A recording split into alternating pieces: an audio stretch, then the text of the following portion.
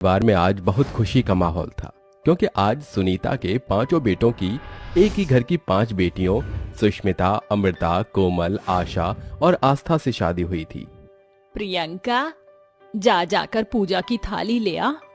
लाई mom, ये लीजिए। सुनीता अपनी पांचों बहू और बेटों का आरती से स्वागत करती है।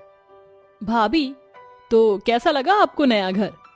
प्रियंका की बात सुनकर पांचों बहन इस सोच में पड़ गईं कि कहीं प्रियंका उनकी गरीबी का मजाक तो नहीं बना रही है, क्योंकि ये पांचों बहनें एक नॉर्मल परिवार से थी और वहीं उनका ससुराल एकदम हाई रिच था। नंद जी, आपका घर तो बहुत सुंदर है। भाभी, ये मेरा नहीं, आप सबका भी घर है आज से।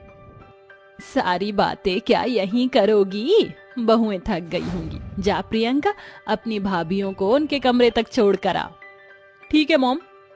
प्रियंका एक एक कर अपनी पांचों भाभी को उनके कमरे तक छोड़कर आती है, जिसके बाद सुष्मिता बहू अगले दिन जल्दी उठकर नहा धोकर कहती है, चलो अच्छा है, इससे जल्दी उठने की आदत से आज मेरा फायदा हो गया।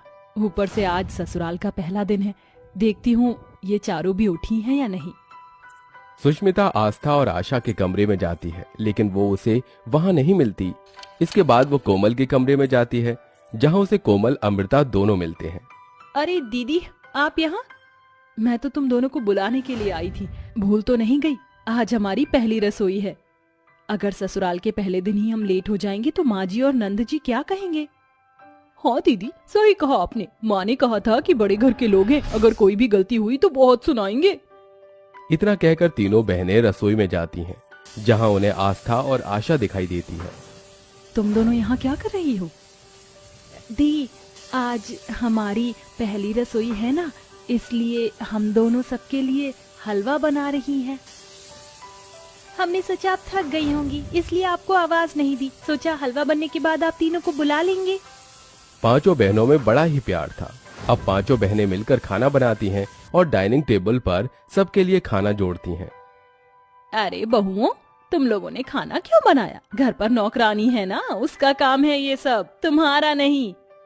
माँ जी, हम इस घर की बहुएं हैं और बहू के होते हुए क्या आप सब नौकरानी के हाथ का खाना खाएंगे?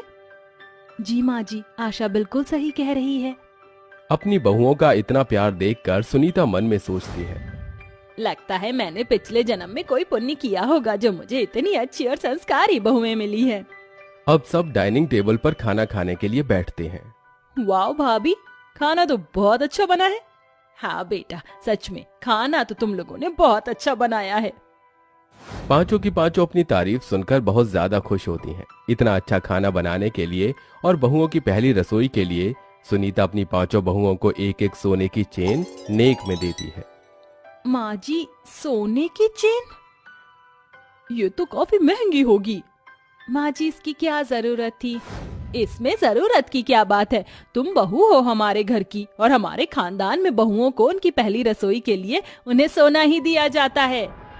हाँ भाभी, ये हमारे घर की रस्म है। सास और नंद की ऐसी बातें सुनकर पांचों बहुएं सोच में पड़ जाती हैं और सोचने लगती हैं, पहली रसोई के लिए सोने की चेन कौन देता है? ऐसी चेनें तो हमारे गांव के बड़े लोग अपने घरों की शादियों में देते हैं। इतना अमीर परिवार, पता नहीं हमारा क्या होगा यहाँ। किस सोच में पड़ गई पांचों की पांचों? किसी भी सोच पे नहीं माँ जी। चलो तुम लोग भी अब खाना खा लो और जल्दी से रेडी हो जाना। शाम को मुंह दिखाई की रस्म है और कानपुर से तुम्हारी बुआ सास भी आएंगी तुम सबकी मुंह दिखाई के लिए। इसके बाद सभी खाना खाते हैं और पांचों बहुएं अपने कमरे में जाकर रेडी होती हैं। सुनीता, यहाँ खाली बिठाने के लिए बुलाया है या अपनी बहुओं को भी बुलाएगी? अरे दीदी, सब्र रखो, नई नवेली बहुएं हैं, तैयार होने में टाइम लगता है। प्रियंका, जाकर अपनी भाभीियों को देखो रेडी हुई हैं या नहीं। प्रियंका एक एक कर अपनी सारी भाभीियों को लेकर आती है, जिन्हें देखकर बुआ सास कहती है, बहुएं तो सुंदर हैं तेरी। क्यों नहीं होंगी, और ये सभी सुंदर होने के साथ साथ संस्कारी भी बहुत हैं। मैं तो बहुत खुशनसीब हूँ जो मुझे ऐसी बहुएं मिली हैं। अपने सास के मुंह से अपनी तारीफ सुनकर सारी बहुएं खुश होती हैं। देख सुनीता, सुंदरता संस्कारीपन अपनी जगह है। तू ये बता कि तेरी बहुएं दहेज में क्या क्या लेकर आई हैं? मैं शादी में तो नहीं आ पाई, लेकिन मेरी रिश्तेदारी से बात हुई। कह रहे थे कि तेरी बहू एक गरीब घर की है। ये कैसी बातें कर रही हो आप? आज के टाइम दहेज कौन लेता है? आपको पता नहीं है ये सब गैर कानूनी है। ये सब कुछ नहीं होता है और दहेज तो पुराने समय से चला आ रहा है। मुझे इन सब से कोई मतलब नहीं है। भगवान का दिया हुआ सब कुछ है हमारे पास, तो हमें किसी और चीज की जरूरत नहीं है। तू और तेरी मॉडर्न जमाने की सोच। अरे क्या आप दोनों बहस ही करती रहेंगी या मुंह दिखाई की रस्म भी शुरू करेंगी? अरे हाँ हाँ, शुरू कर रहे हैं। आजकल के बच्चों में तो जरा भी सब्र नहीं है। अब मुंह दिखाई की भी रस्म होती है और सभी मुंह दिखाई में पांचों बहुओं को गिफ्ट देती हैं और पांचों बहुएं एक एक कर सभी के पैर छूती हैं और सबसे आशीर्वाद लेती हैं। जुग जुग जियो, सदा सुहागन रहो। चलो भाई, मुंह दिखाई की तो रस्म हो गई, अब अगली रस्म करें। कौन सी रस्म दीदी?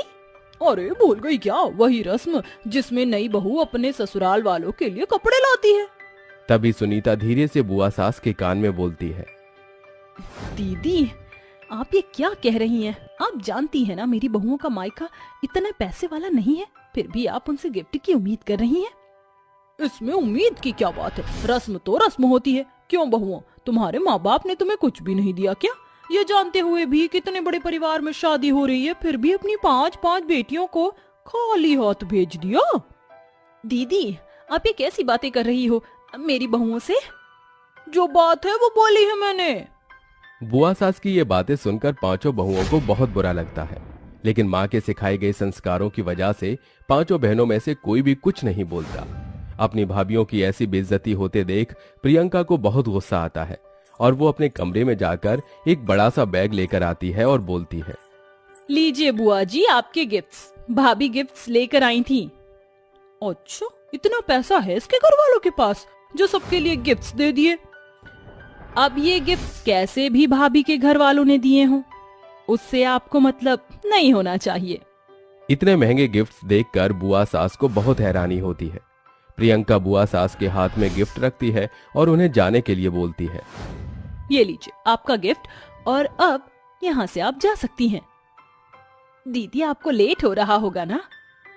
बुआ सास को अपनी बेइज्जती का बहुत बुरा लगता है और वो वहां से बिना गिफ्ट लिए गुस्से में चली जाती है।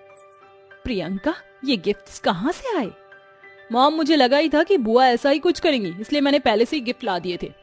ये तो बहुत अच्छा किया तूने। और भाभी आपको हमारे होते हुए यहाँ कोई भी कुछ भी नहीं बोल सकता है। हाँ बेटा, प्रियंका बिल्कुल ठीक कह रही है। अपनी सास और नंद का प्यार देखकर पांचों बहनों को बहुत हैरानी और साथ ही साथ खुशी भी होती है। और ऐसा ही इन पांचों बहनों का कुछ खट्टा कुछ मीठा ससुराल का पहला दिन अच्छा जाता है। आधी रात का समय होता है, तभी गर्मी और पसीने के कारण रानी और राजू